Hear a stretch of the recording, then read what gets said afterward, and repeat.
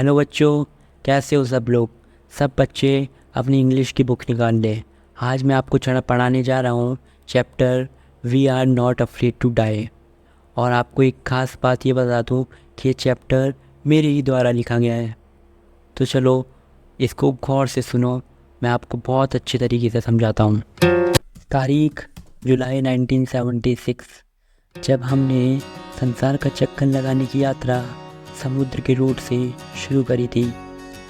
इस सफ़र में मेरे साथ थी मेरी वाइफ मैरी, मेरा बेटा जॉन जो केवल 6 साल का था और मेरी बेटी सुसैन जो केवल 7 साल की थी। मेरी उम्र उस समय केवल 35 साल थी। मैं एक बिजनेसमैन था और संसार का चक्कर उसी रास्ते से करना चाहता था जो रास्ता 200 साल पहले जेम्स कुक ने अपनाया था। हम लगभग 16 साल से समुद्र यात्रा की प्लानिंग कर रहे थे और इसीलिए महीनों काम करके हमने 23 मीटर लंबी एक बोट बनाई जो कि लकड़ी से बनी हुई थी और इसका वज़न था 30 टन। यह बहुत ही सुंदर बोट थी और हमने इसे बहुत ही बढ़िया स्किल से बनाया था। इसे पूरा करने में हमें कई महीने लग गए। इस बोट का नाम हमने रखा वेव वॉवर। शेष यात्रा 2,55,000 किलोमीटर की थी और इसे पूरा करने में हमें कम से कम 3 साल तो लगने वाले थे। पहला सफ़र जो 1,05,000 किलोमीटर का था वो तो बहुत ही मज़ेदार तरीके से पूरा हुआ। यह सफ़र था अफ्रीका के वेस्ट कोस्ट से लेकर केप टाउन तक का सफ़र, जो बहुत ही मज़ेदार तरीके से पूरा हुआ। लेकिन इस कहानी का भयानक मोड़ था यात्रा का दूसरा स्टेज जो था 1,50,000 किलोमीटर का, और जिस ओशन में हमको ये तय करना था वो दुनिया का सबसे खतरनाक ओशन था। जी हाँ, दुनिया का सबसे खतरनाक ओशन एकमात्र है साउथ इंडियन ओशन। हमने अपनी सहायता के लिए 2 नाविकों को पकड़ लिया। एक का नाम था लैरी विजुअल और दूसरे का नाम था स्विस अब सिग्लर। एक अमेरिका से था तो दूसरा स्विट्ज़रलैंड से। केप टाउन से चले अभी हमें बस 2 ही दिन हुए थे, लेकिन हवाओं ने अपना असर दिखाना शुरू कर दिया था। लेकिन मुझे डर इन हवाओं का नहीं बल्कि उन ऊंची उठती उठती लहरों का था जो हमारी बोट को इधर से उधर हिला रही थी। और हम सबको लग रहा था कि अब प्रॉब्लम बढ़ने वाली है। तारीख थी 25 दिसंबर। हम केप टाउन के बीच में 3500 किलोमीटर तक पहुंच गए। मौसम बहुत ही ख़राब हो चुका था, फिर भी हमारे पास उस दिन क्रिसमस ट्री था और इसलिए हमने क्रिसमस मनाया, वो भी बहुत यूनिक वे में। उसमें बहुत मज़ा आया, लेकिन हमें फ़िक्र थी कि मौसम कब बदलेगा। और यकीन मानो भगवान ने मेरी सुन भी ली। मौसम बदल तो गया लेकिन अच्छा होने की बजाय और ख़राब हो गया। तारीख थी 2 जनवरी, जब बड़ी बड़ी लहरें उठना शुरू हो गई। जैसे ही लहरें आती हमारी बोट ऊपर उठ जाती। हमने हवा को कंट्रोल करने के लिए आगे सिर्फ एक ही स्टॉर्म शिप लगा रखी थी। मैं आपको बता दूं कि ये हवा को कंट्रोल करने वाला एक पर्दा होता है। यहाँ ये हवाओं की आवाज़ मेरे कानों में ज़ोर ज़ोर से दर्द कर रही थी। जहाज़ की गति को कम करने के लिए हमने स्टॉर्म शिप को नीचे तक गिरा दिया। हर एक चीज़ को हमने कसकर बांध लिया और हम लोगों ने लाइफ राफ्ट भी बांधी और ऑयल स्किन और औचक भी पहन लिया। कल शाम के 6 बज गए थे और यह शाम के 6 बजे पूरा का पूरा इन्वायरमेंट बिल्कुल शांत हो चुका था। डेड कूल साइलेंस, सब कुछ मानो बिल्कुल शांत हो गया हो। हवाएं बंद हो गई थी। पानी का ऊपर और नीचे जाने का सफ़र भी अब थम गया था।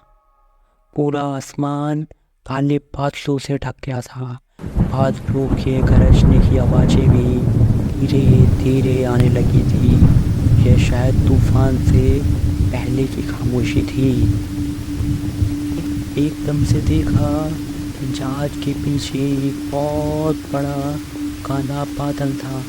एक सेकंड, यार ये काला बादल नहीं, ये तो एक बहुत बड़ी लहर है जो हमारी तरफ तेजी से बढ़ती आ रही है। इससे मुझे लगा कि लहरों की वजह से मेरी नाव ऊपर आ जाएगी, पर हुआ इसका ठीक उल्टा। वो हुआ जो हम सपने में भी नहीं सोच सकते। एक बहुत बड़ा धमाका हुआ और देखते ही देखते पूरी नाव में पानी भर गया और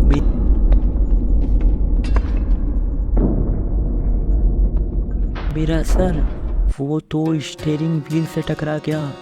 मैं पूरा खून में हो गया और मैं जहाज के पार जा गिरा। मैं नहरों में डूबता जा रहा था। मैं समझ गया था कि मेरी मौत ही सामने है।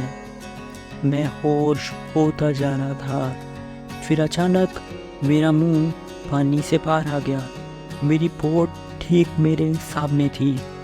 वो मेरे से कुछ मीटर की दूरी पर थी, लेकिन अब वह जहाज पूरी तरीके से उलट चुकी थी। फिर अचानक से एक और लहर आई और उसने बोट को फिर से सीधा कर दिया। मेरी लाइफ रोप अब भी जहाज के साथ बंधी हुई थी। मैंने खींचा, पूरी ताकत से खींचा और मैं दोबारा जहाज पर आ गिरा, लेकिन पानी की लहरें मुझे इधर उधर फेंकती ही जा रही थी। मेरे उल्टे हाथ की रिब्स टूट गई थी, मेरे दांत टूट गए थे और मेरे मुंह में लगातार खून बह रहा था। मैंने जैसे तैसे स्टीयरिंग व्हील को पकड़ा ताकि आने वाली लहर को काबू किया जा सके। जहाज के चारों तरफ पानी ही पानी था। जहाज के नीचे भी पानी भर गया था। तभी मुझे नीचे से आवाज़ आती है, हम डूब रहे हैं। मैं तुरंत अपनी वाइफ को स्टीयरिंग व्हील देता हूँ और कहता हूँ, तुम यहीं रुको, मैं नीचे जाता हूँ। मैंने नीचे देखा कि लैरी और हाव नीचे पंप चला रहे हैं। वो पंप से पानी बाहर निकाल रहे हैं।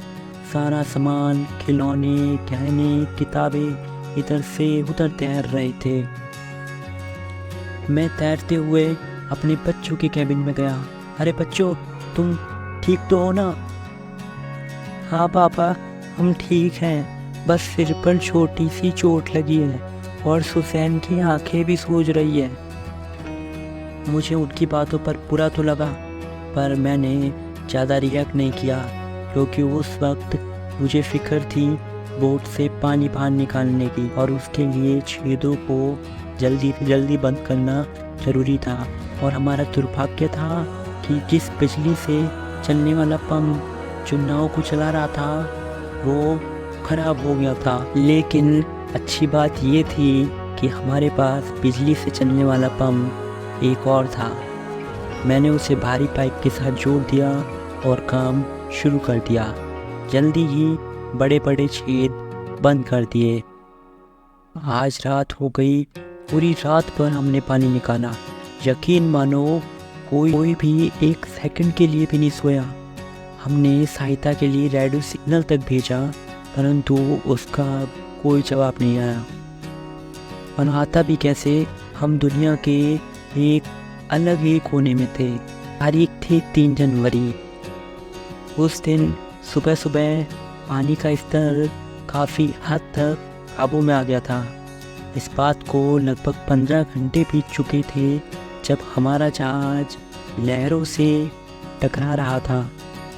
अब हम 2-2 घंटे करके आराम से सो सकते थे, पर फिर भी बोट के निचले हिस्से में मरम्मत की ज़रूरत थी। मुझे नहीं लग रहा था ये बोट ऑस्ट्रेलिया तक भी पहुंच पाएगा। मैंने अपने सभी चार्टों में देखा और अंदाज़ा लगाया कि ईस्ट में 2 टापू होने चाहिए और जिनमें से एक का नाम होना चाहिए ईस्टरडैम। 4 जनवरी का दिन था। हम लगातार 30 घंटे यानी कि 36 आवर्स से पानी को पंपों की सहायता से बाहर निकाल रहे थे। सुबह के 4 बजे हमारे पीछे फिर से वही काले काले बादल नजर आने लगे। हवाएं फिर से तूफानी हो गई और लहरें वो भी ऊंची ऊंची उठने लगी और धीरे धीरे मौसम खराब होता गया। मैं बच्चों को कंफर्ट कराने के लिए उनके पास गया। जॉन ने मुझसे पूछा, सुन डैडी, क्या हम मरने जा रहे हैं? नहीं बेटा, हम मरने नहीं जा रहे। तो डैडी, हम मरने से नहीं डरते, लेकिन अगर हम सब साथ रहे तो हम जीत जाएंगे और सच में हम मरने से नहीं डरते। उसके इस जवाब का मेरे पास कोई रिएक्शन नहीं था। मैं खामोश था। तारीख थी 6 जनवरी। सुबह हम तूफान से बाहर तो निकल आए, पर फिर भी हम कहीं खो चुके थे। हम 1,50,000 किलोमीटर के क्षेत्रफल में कहीं खो चुके थे। मैं ऊपर चार्ट रूम में गया और मैंने मैप्स की स्टडी की। मैं बस इतना जान पा रहा था कि हम 1,50,000 किलोमीटर चौड़े सागर में मात्र 65 किलोमीटर का एक छोटा सा टापू ढूंढ रहे हैं, जो लगभग नामुमकिन है। मैं ये सब सोच ही रहा था, तभी मेरे पास सीयू आती है। सीयू ने मुझे काट दिया। डैडी, आप इसे एक बार पढ़िए। मैं उसे खोलता हूँ और उसमें लिखा होता है, डियर डैडी और मम्मी, आप दोनों बहुत प्यार करते हो मुझसे। थैंक यू मुझे अपना प्यार देने के लिए। मुझे उम्मीद है कि हम जल्दी ही अपनी मंजिल तक पहुंच जाएंगे। और याद रखिए, मैं आप लोगों से बहुत प्यार करती। इस लेटर से मुझे और मोटिवेशन मिला। मैं दोबारा ऊपर गया और मैंने हब से कहा, बोट को 185 डिग्री घुमा दो। मुझे लग रहा था ऐसा करने के बाद हम शाम तक टापू पर पहुंच जाएंगे। और इसी उम्मीद के साथ मैं नीचे आया और थोड़ी देर सो गया। और जब मैं जागा तो शाम के 6 बज चुके थे। यार, हम जिस स्पीड से जा रहे हैं, अभी तक तो टापू आ जाना चाहिए था। लगता है मैं मिस कर गया। खैर, क्या ही कर सकते हैं। डैडी डैडी, क्या मैं आपको गले लगा सकता हूँ डैडी? हाँ, क्यों नहीं। पर हुआ क्या? वो कि आप दुनिया के बेस्ट डैडी हैं और बेस्ट कैप्टन भी। डैडी, हमने टापू ढूंढ लिया। क्या सच है? क्या सच में? क्या तुम सच बोल रहे हो? मैं जल्दी से ऊपर जाता हूँ और देखता हूँ ठीक हमारे सामने 65 किलोमीटर का एक टापू था और इस टापू का नाम था एम्स्टर्डम। ये टापू नहीं, ये हमारी ज़िंदगी था। हम वहीं रुकते हैं शाम तक और नो डाउट अब हम सेफ हैं। तो यही वीडियो ख़त्म होती है। और हेलो हाँ, तुम लोग यार इस चैनल को सब्सक्राइब कर लो और बेल आइकन बजा दो, ताकि अगली बार कोई भी वीडियो आए तो उसका नोटिफिकेशन तुमको आ जाए। और हाँ, प्लीज़ लाइक करके जाना यार, बहुत मेहनत लगी बनाने में, प्लीज़।